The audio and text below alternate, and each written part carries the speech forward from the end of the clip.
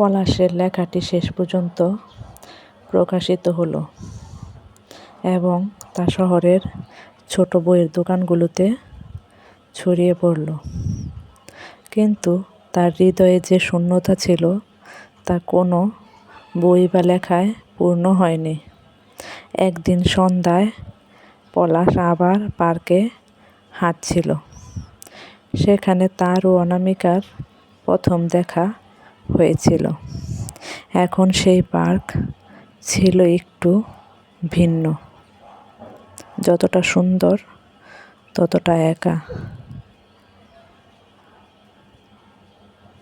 জীবনের কষ্ট আর স্মৃতির ভার নিয়ে পলাশ হাঁটছিল।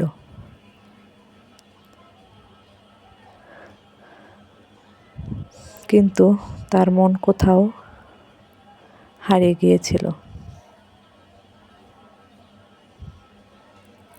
আজ রাতে কিছুটা ভিন্ন ছিল। সূর্য অস্ত যেতে যেতে আকাশে রক্তিম আভা ছড়িয়ে পড়ছিল, যেন ও আকাশও তাকে তার হারানো ভালোবাসার শোক ভাগ করে নিতে চাচ্ছিল। পলাশ একে একে প্রতিটি গাছের দিকে তাকালো আর মনে মনে ভাবল, অনামিকা কি এই পথ দিয়েই যেত? হঠাৎ তার ফোন বেজে ওঠে। ফোনে একটি বার্তা। অভি, তার পুরনো বন্ধু, যে এখন শহরের বাইরে থাকে। সে বার্তায় লিখেছিল, অভি,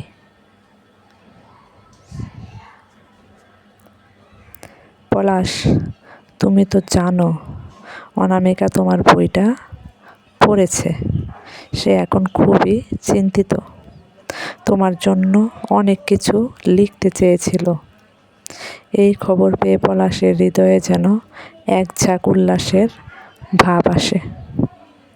সে যেন আরও একবার অনুভব করল কিছু একটা মিস করেছে।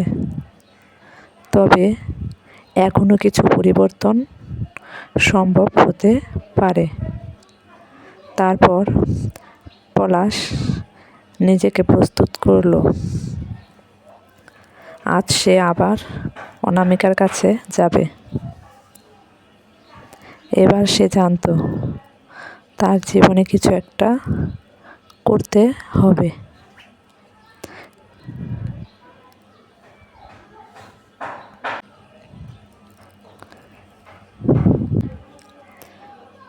সে আর অপেক্ষা করতে পারছিল না। এবার সে চাইছিল অনামিকার সামনে গিয়ে তার ভুল সংশোধন করতে। একদিন সন্ধ্যায়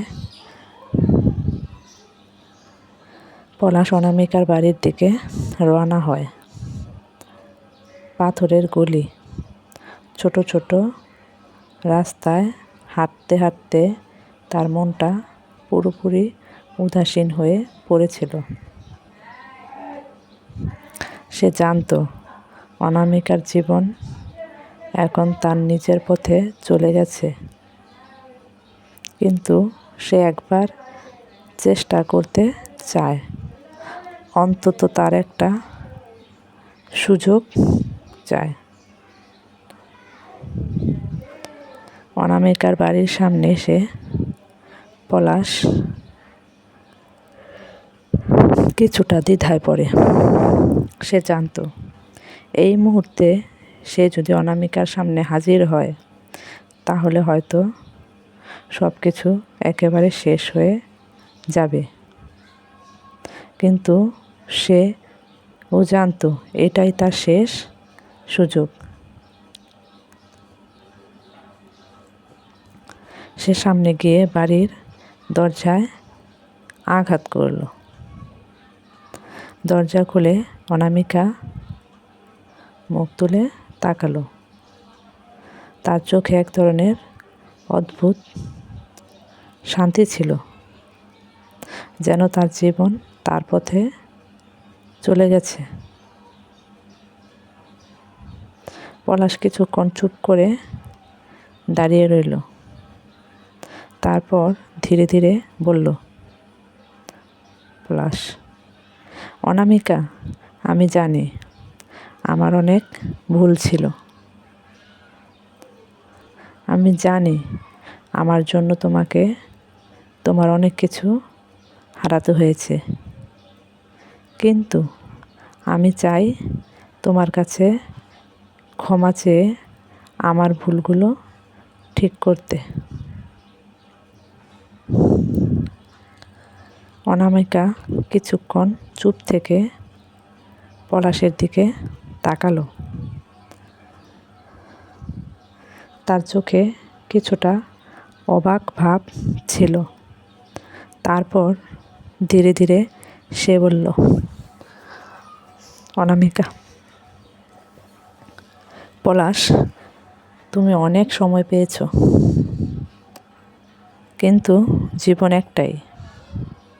আমি তোমার প্রতি কোনো ক্ষোভ রাখি না, তবে এই জীবন এখন অন্যভাবে চলছে।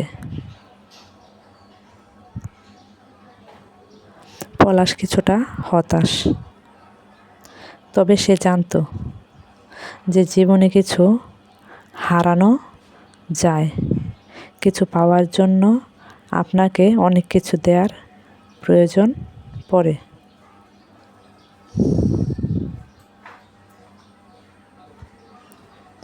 পলাশ নিজের মধ্যে, হ্যাঁ আমি জানি, তবে আমি তোমার কাছে একটি চেয়েছি, একটি ক্ষমা।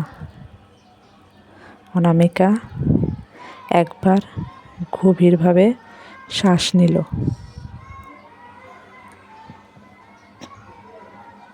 তারপর খুব নরম স্বরে বলল, অনামিকা,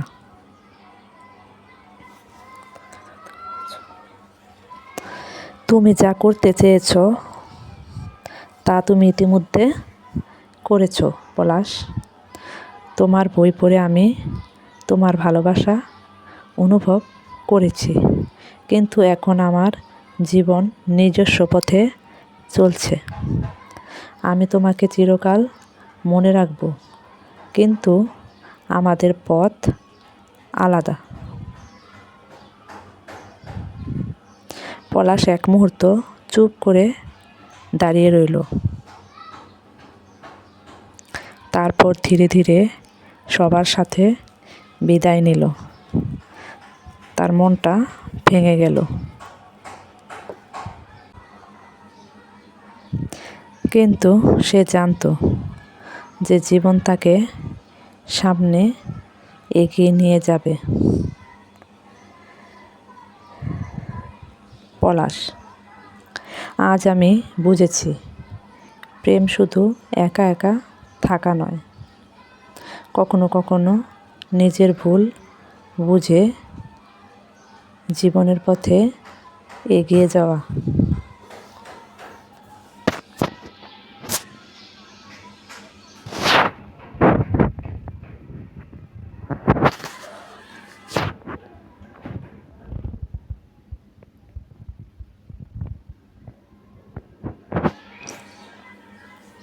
পলাশ ফিরে গিয়ে নিজের পুরনো লেখার টেবিলের পাশে বসে একটি নতুন গল্প লিখতে শুরু করলো। গল্পের নাম ছিল শেষ বিকেলের স্মৃতি। সে জানতো তার জীবনের গল্প এখন এক নতুন রূপে রচনা হচ্ছে।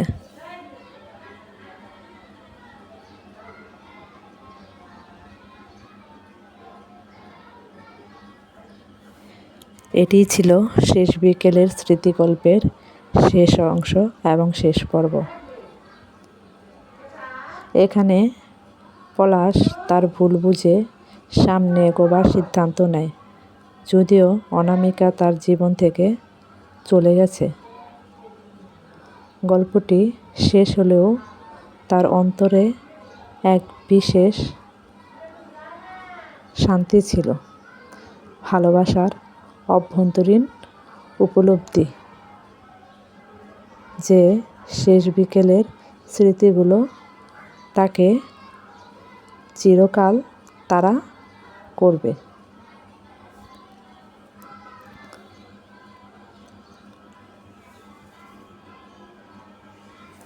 Thanks for watching.